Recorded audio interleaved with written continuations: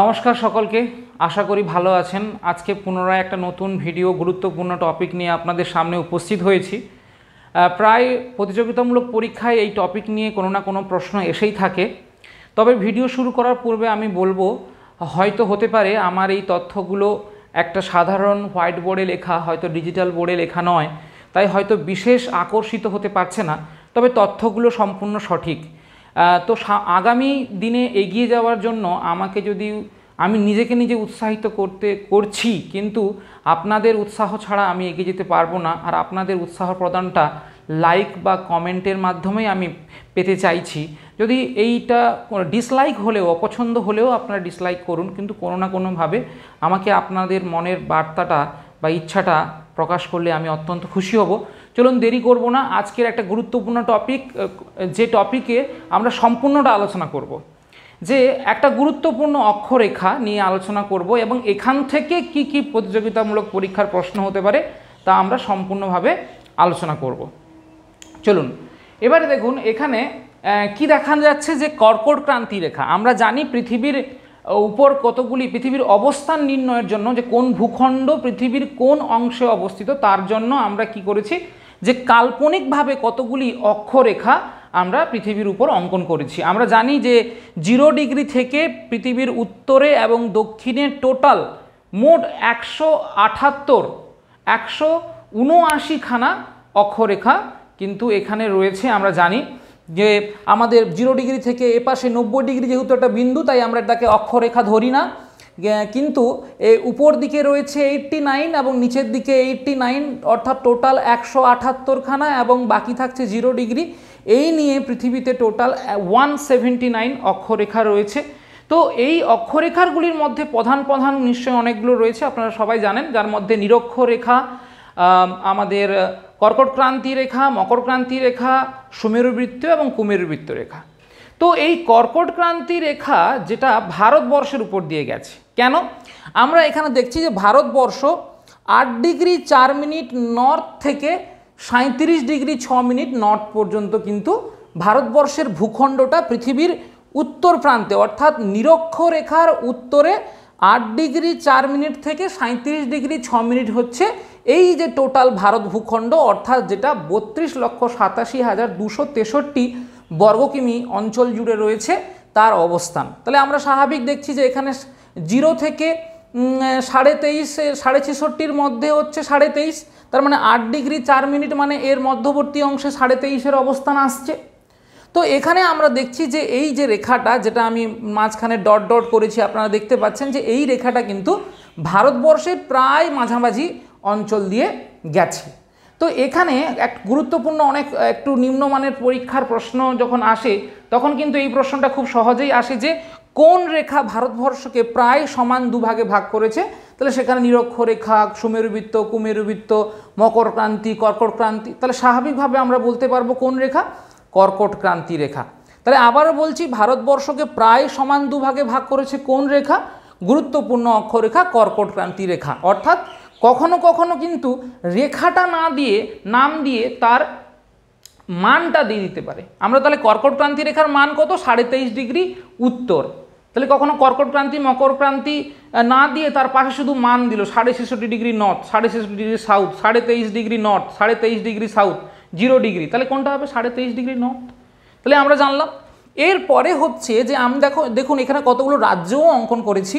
তো এবারে কোন কোন রাজ্য, এখান থেকে গুরুত্বপূর্ণ প্রশ্ন আসে যে কতগুলি রাজ্যের উপর দিয়ে গেছে, সেই রাজ্যগুলোর নাম কি, এবং প্রশ্ন এখান থেকে আসে 3টা রাজ্য দিয়ে দেয়, একটা অপশানে দেয় না, যে এর মধ্যে কোনটির উপর দিয়ে ভারতের কর্কট ক্রান্তি রেখা অতিক্রম করেনি।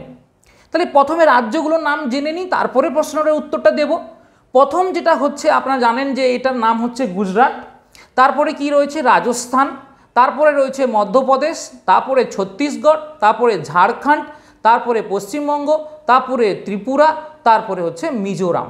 তাহলে আশা করি আপনারা গুনতে পাচ্ছেন, বা আমি এখানে নাম্বারিংও করে দিয়েছি, যে মোট 8টি রাজ্যের উপর দিয়ে আমাদের ভারতবর্ষের কর্কট ক্রান্তি রেখাটা অতিক্রম করেছে। তাহলে সেই রাজ্যগুলোর নাম কি কি, রাজস্থান, যার জয়পুরের কাছাকাছি এই রেখাটাও গেছে, গুজরাট, মধ্যপ্রদেশ, ছত্তিশগড়, ঝাড়খণ্ড, পশ্চিমবঙ্গ, ত্রিপুরা, মিজোরাম। তাহলে এই 8টা রাজ্য আমরা জেনে নিলাম।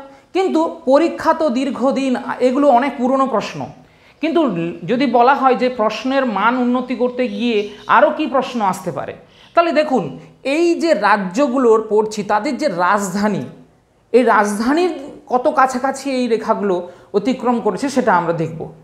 তাহলে দেখুন আমরা বলি রাজস্থান যে রাজধানী জয়পুর, আমরা যদি দেখি তাহলে আমরা কি দেখতে পাচ্ছি যে এইটা কিন্তু কর্কট ক্রান্তি রেখা থেকে সবচেয়ে ফারদেস্ট, সবচেয়ে দূরে অবস্থিত।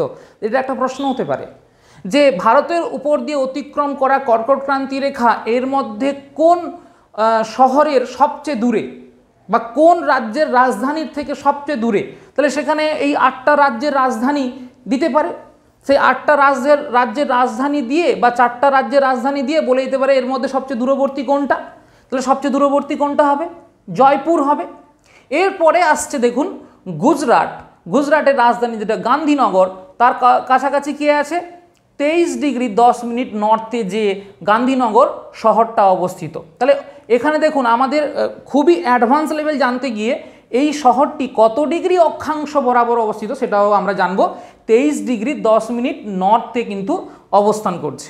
এরপরে আসছে দেখুন মধ্যপ্রদেশ। মধ্যপ্রদেশ কোথায় অবস্থিত? মধ্যপ্রদেশের রাজধানী ভূপাল। এই ভূপালের কিন্তু আমরা কোথায় দেখতে পাচ্ছি? 23 ডিগ্রি 16 মিনিট নর্থে কিন্তু আমরা দেখতে পাচ্ছি। ছত্তিশগড়, ছত্তিশগড়ের রাজধানী রায়পুর হলেও এটা অনেক দূরে, তাই আমি লিখিনি।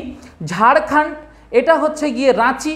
রাঁচি সবচেয়ে ক্লোজেস্ট, প্রশ্ন আসতে পারে সবচেয়ে কাছাকাছি, সবচেয়ে কাছাকাছি কোন শহরের উপর দিয়ে কিন্তু কে গেছে? সবচেয়ে কাছাকাছি কোন শহরের উপর দিয়ে কর্কট ক্রান্তি রেখে গেছে? তাহলে আপনারা কি বলবেন? রাঁচি সবচেয়ে ক্লোজেস্ট। কেন? 23 ডিগ্রি 51 মিনিট নর্থ। আর পশ্চিমবঙ্গের রাজধানী কলকাতা অনেকটাই দূরে অবস্থিত। পাশাপাশি রয়েছে ত্রিপুরা যেটা আগরতলা রাজধানী, এবং মিজোরাম আইজল যেটা রয়েছে দেখতে পাচ্ছেন। এরপরে তাহলে এখান থেকে প্রশ্ন কোন কোন রাজ্যের উপর দিয়ে গেছে, কোন কোন রাজধানীর কাছাকাছি এবং কোন রাজধানীর সবচেয়ে দূরে, কোন রাজধানীর সবচেয়ে কাছে, সেখান থেকেও আমরা প্রশ্ন পেতে পারি। তাহলে রাঁচি সবচেয়ে কাছে এবং জয়পুর সবচেয়ে দূরে। এছাড়া দেখুন এই যে 8টা রাজধানীর আমি রাজ্য পড়লাম, সেই রাজ্যগুলোর উপর অবস্থিত কতগুলো শহর রয়েছে, সেই শহরগুলো যে রয়েছে সেই কতগুলো গুরুত্বপূর্ণ শহরের উপর দিয়েও কর্কট ক্রান্তি রেখা গেছে। সেগুলো কি কি? জাসদান সেটা কোথায়? গুজরাটে। কালিঞ্জর কোথায়? রাজস্থানে। শাহজাপুর কোথায়? মধ্যপ্রদেশ। সোনাহাট কোথায়?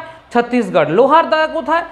ঝাড়খণ্ড। কৃষ্ণনগর নিশ্চয়ই জানে আমাদের পশ্চিমবঙ্গে অবস্থিত নদিয়া। এর ছাড়া দেখুন কৃষ্ণনগর ছাড়াও আদ্রা, পুরুলিয়া, বড়জোড়া এবং দুর্গাপুর মানে আমাদের পশ্চিম বর্ধমান, এই জেলা কিন্তু এই শহরগুলোর উপর দিয়ে কিন্তু গেছে। তাহলে পশ্চিমবঙ্গ থেকেও প্রশ্ন এলে আসতে পারে পশ্চিমবঙ্গের কোন শহরগুলির উপর দিয়ে আমাদের কর্কট ক্রান্তি রেখা অতিক্রম করেছে। আমরা সহজেই যদি বলি যে কোন কোন জেলার উপর দিয়ে গেছে, তাহলে কি বলবো আমরা? পুরুলিয়া বলতে পারি, বর্ধমান বলতে পারি, বাঁকুড়া বলতে পারি, নদিয়া বলতে পারি। তাহলে এই জেলাগুলির উপর দিয়ে কিন্তু আমাদের কি গেছে? আমাদের কর্কট ক্রান্তি রেখা গেছে, এবং সেই জেলাগুলির মধ্যে থাকা শহরগুলি কোনগুলি। তাহলে এখান থেকে প্রশ্ন পেলাম কোন কোন রাজ্যের উপর দিয়ে, কোন কোন রাজধানীর কাছাকাছি, এবং কোন কোন গুরুত্বপূর্ণ শহরের কাছাকাছি। এরপরে প্রশ্ন আসছে, একটা খুব গুরুত্বপূর্ণ প্রশ্ন আসে যে কর্কট ক্রান্তি রেখাকে কোন নদী দুবার অতিক্রম করেছে? মানে একবার প্রবাহিত হয়ে এসেছে, উপরে উঠেছে, এবং তার ঢাল অনুযায়ী তো প্রবাহিত হবে নদী। তাহলে এখানে কোন নদী? তাহলে সেটা হচ্ছে মাহি নদী। সেটা কোথা থেকে সৃষ্টি হয়েছে? মধ্যপ্রদেশের কণ্টক পাহাড় থেকে সৃষ্টি হয়েছে, যেটা বিন্ধ্য পর্বতের অংশ, যেটা ধর জেলা। তাহলে মধ্যপ্রদেশের ধর জেলার কণ্টক পাহাড় থেকে উৎপত্তি হয়ে সেটা রাজস্থানে প্রবাহিত হয়েছে। সেই রাজস্থানে প্রবাহিত হয়ে কী হয়েছে? উত্তরমুখী ঢাল থাকার জন্য সেটা কিন্তু রাজস্থানে প্রবাহিত হয়েছে। রাজস্থান থেকে পুনরায় গুজরাটে দিকে প্রবাহিত হয়ে এসে খাম্বাদ উপসাগরে কিন্তু পতিত হয়েছে। তাহলে আমরা মাহি নদীর আমরা কিন্তু উৎসও জানলাম যে কণ্টক পাহাড় থেকে, তার কোন জেলা থেকে হয়েছে, ধর জেলা, কোন রাজ্য, মধ্যপ্রদেশ, এবং তার যে যদি বলি যে মোহনা কোথায়, তাহলে সেটা কিন্তু খাম্বাদ উপসাগরে। তাহলে কোন নদী? তাহলে তাহলে সেটা হচ্ছে মাহি নদী, এবং তার একটা উপনদী সবরমতীও কিন্তু তার সঙ্গে এসে মিশেছে, অর্থাৎ মাহির একটা উপনদীর অংশ, সেটা হচ্ছে গিয়ে কি আমরা সবরমতীর একটা অংশ। তো এখানে আমরা জানলাম তাহলে কোন নদী কর্কট ক্রান্তি রেখাকে দুবার অতিক্রম করেছে? মাহি নদী। তাহলে পাশাপাশি দেখুন এই প্রশ্নগুলো লিখে রেখেছি, এই প্রশ্নগুলোই যদি আমরা মনের মধ্যে সবসময় করি তাহলে আমাদের কাছে সবটা মনে থাকবে। কতগুলি রাজ্যের উপর দিয়ে গেছে, কতগুলি রাজধানী মানে পাশাপাশি গেছে, সবচেয়ে কাছে ও দূরে রাজধানী ও শহর, মানে সবচেয়ে কাছের শহর কোনটা, সবচেয়ে দূরের শহর কোনটা, মূল বিষয় কি কর্কট ক্রান্তি রেখা। তাহলে কর্কট ক্রান্তি আমি আর বারবার উচ্চারণ করছি না, আমি সেই জন্য বলছি সবচেয়ে কাছে, সবচেয়ে দূরে, সবচেয়ে বেশি রাজধানীর কাছে, সবচেয়ে বেশি রাজ্য কোনটা। এরপরে হচ্ছে গিয়ে কোন নদী একে দুবার অতিক্রম করেছে। তাহলে এই প্রশ্নগুলো আশা করি করলেই 4টি প্রশ্নের মধ্যে আমরা কর্কট ক্রান্তির রেখা থেকে বিশেষ প্রশ্ন আমরা পেয়ে যেতে পারি। এবং অলরেডি আমি কোন কোন রাজধানী তাদের অক্ষাংশগত অবস্থান কত সেটাও আমি বলেছি। আশা করি আপনাদের কাছে এটা গ্রহণযোগ্য হয়ে উঠবে, তথ্যগুলো গ্রহণযোগ্য হয়ে উঠবে। আর আমার অনুরোধ রইল আপনারা সবাই সাবস্ক্রাইব করুন, লাইক, শেয়ার, কমেন্ট করুন, এবং আমার ভিডিওটা যাদের প্রয়োজন তাদের কাছাকাছি পৌঁছে দিন। আশা করি সকলের কাজে লাগবে। ধন্যবাদ, সকলে ভালো থাকবেন, সকলের মঙ্গল হোক, সবাই প্রত্যেকে অনেক অনেক পরিশ্রম করুক। ধন্যবাদ।